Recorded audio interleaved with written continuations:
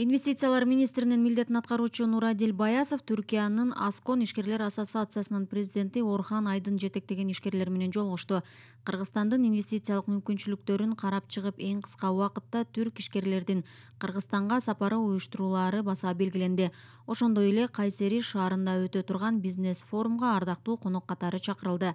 30дан ашуун өлкөнүн катышуусунда өтө турган бул сыяктуу иш-чаралар Кыргызстандын инвестициялык мүмкүнчүлүктөрүн таанытууга мыкты аянтча. Өз кезегинде Нурадил Баясов өлкөдө инвестиция салууга ыңгайлуу шарттар түзүлгөнүн жана инвесторлорго колдоо болоорун айтты.